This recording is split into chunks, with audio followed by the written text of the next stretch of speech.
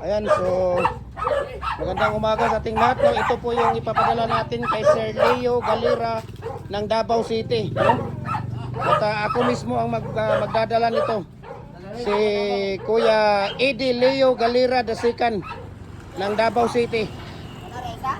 Oh, dawat ayaw, may mo dawat dito. Mamaya higtan sa nadaan. Ayan, di ba? So ito yung ipapadala natin sa kay Sir Eddie Leo Galera ng Davao City. Ayan. Kanera isa ra na. Upat ra ka kan. Isa do tulo upat. Ano mo to, dong? Lagyan mo ng ano to, tie wire, higtan mo ng tie wire doon, yung pangtali sa ano. Yung tie wire na pangtali mo, huy, yung doon na tie wire. Huy. Yung doon mo pangtali sa mating. So diyan natin ikakarga sa ating dump truck. Kita-kita nyo punong-puno ng ano yan, ng pins concrete post. At dadaan kami sa Agora para ating ipadala yan sa kay Sir Eddie Leo ng Davao City lang itong nilalagay niya na address. Ay mo ni crocodile ito. Ayan. Gihimon ta ng giduha, hoy. Okay na mahapon oy. Kay karga ra ba ni Ugbas ka wala ginada ning quality ba na trabaho? Daga ni bas.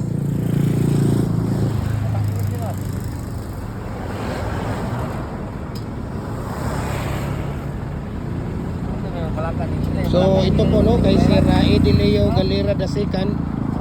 At yan ay kakarga nila yan dyan no. Kakarga natin at ako mismo ang sasama sa truck para ano doon no. Ihatid sa Agora Bus Rural no, sa Rural Transit no, papadala natin doon sa Rural Transit. So mayroon din tayo dito mga maliliit na mga molder kagaya nito. Pwede ito through GNT Express. Okay? Mga maliliit natin na mga molder. Ayan. Mga molder natin na mga maliliit na molder. Pwede yan sa GNT Home or GNT Express natin. Pagka sa Luzon, nasa mga ano lang siya, mga 3 to 4 days lang siya. Pag dito naman sa Visayas, nasa mga 2 to 3 days lang siya. Pag dito naman sa Mindanao, nasa mga 1 to 2 days lang po, no? Yung ating tawag dito.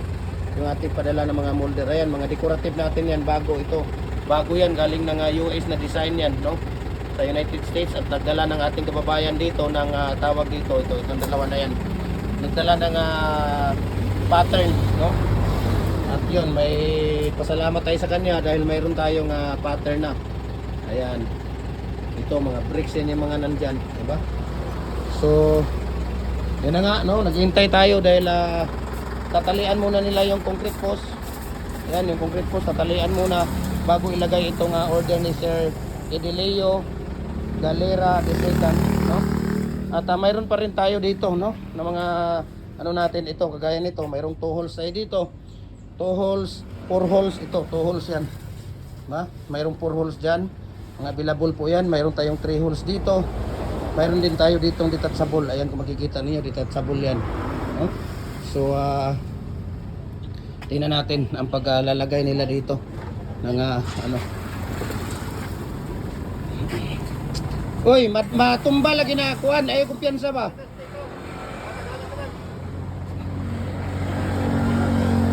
Ayan yung ilalagay nila doon sa ano. Ilalagay na nila yan dyan, no? So thank you so much no kay Sir thank you so much Sir Eddie Leo Galera II ng Davao City for trusting Jim Hardware Cagayan de Oro no. Hindi kami magkakilala at nagpapadala lang dito siya ng ano ng molder, pira at tawag dito. Nagpapadala ng pira. Ayan, so ikakarga na po no. Kinakarga na po siya. Ayan, di ba? Sige pa! Sige pa! Ayan. So, kakarga na po yan at ako mismo ang sasama niyan doon papunta sa Agora Rural Bus Terminal. Okay?